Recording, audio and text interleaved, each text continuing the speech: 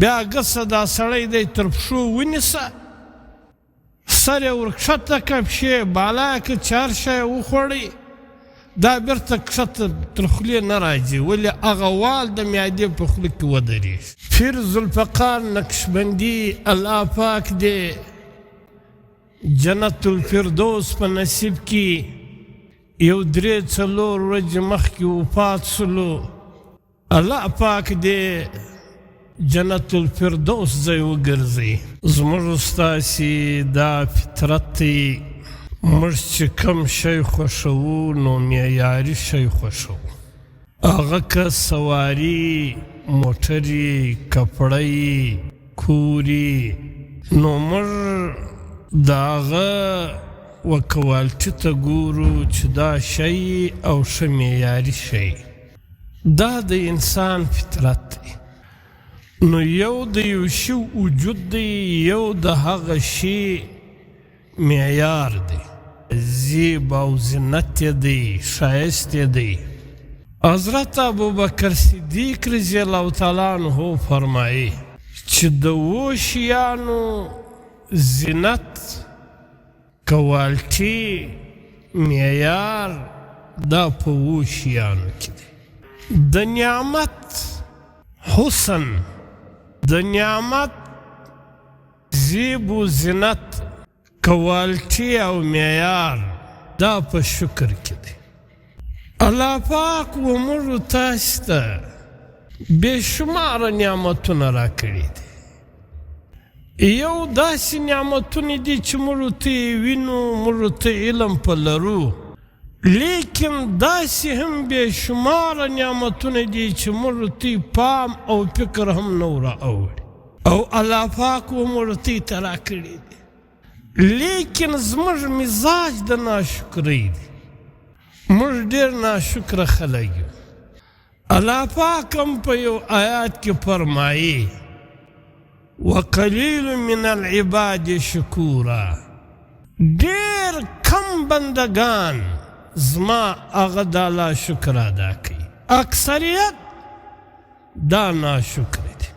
او که موږ د الله پاک پر نعمتو باندې غور او فکر وکړو یو خو دا نعمتونه دي چې دا موږ ته یې وینو سترګې دي غوږونه دي ژبه ده لاسونه دي پښې دي عزت دی مال دی دولت دی کور دی او ځینې داسې نعمتونه دي چې زموږ ستاسې پام او فکر هم نه اوړي پیر ذوالفقار نقشبندي الله پاک دې جنت الفردوس په نصیب کې یو 3-4 ورځې مخکې وفات سلو الله پاک دې جنت الفردوس ځای وګرځي دی یو ځای لیکي فرمایي چې زما یو ډاکټر میلمه سو ماښام مې ډوډۍ ورکړله خدمت مې وکړي او ما دې ډاکټر ته ویل چې آرام وکړه زه به ولاړ سم کور ته نو دی پر دا پلنګ باندې داسې د ناستې رقم کښېنستی نو پیر صاحب فرمایي چې زما دا خیال سو چې دی به یو ساعت ذکر کوي بیا به بیدېږي زه ولاړم کور ته سهار چې ورالم دی هغه رقم ناست ول ما ورته ویل ته هغه رقم ناست یې ول ده راته ویل چې یو څو کاله کېږي ما ته یو بیماري لګېدلې ده دا د معدې په پیپ کې چې دا معدې لره خوراک ولاړ شي الله پاک یو وال پیدا کړی دی دا چې سړی هر شی وخوري له دې خوا ورپرېږدي چې معدې ته شوه سو بیا دا وال د معدې پر خوله باندې راشي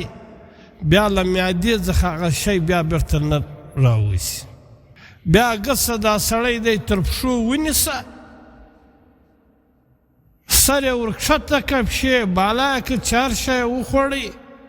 دا بېرته کښته تر خولې نه راځي ولې هغه وال د معدې په خوله کې ودرېږي نو دا ډاکټر ما ته ویل چې زما دا وال خراب سوی زه چې هر شی وخورم او چې پرېوځم سر مې لږ کښته سي هغه چې کوم شی ما خوړلی هغه بیرته تر خوله راتوی سي الله پاک دا زموږ په جسم کې څونه نعمتونه پیدا کړي دي دغه یو والتی راواخلي او د دا نعمتو زینت دا په شکر کې دی چې موږ د الله پاک شکر ادا کوو او د الله پاک د شکر یو صورت دا دی چې موږ د دې رب حمد او ثنا وایو چې الحمدلله الحمدلله یا الله تا لره د حمد او ثنایي تا پر ما بیخي ډېر احسانات کړي دي او د شکر بل صورت دا دی چې موږ د دغه رب عظمت په زړه کې راولو چې دا رب پر ما باندې ډېر احسانات کړي دي دا رب پر ما ته بیخي ډېر انعامات راکړي دي زما تر اوقات یې ماته زیات راکړي دي چې دغه رب هغه عظمت او لویي زموږ په زړو کې راشي او دریم د شکر صورت دا دی چې کم نعمت ماته رب راکړی دا خو کم از کم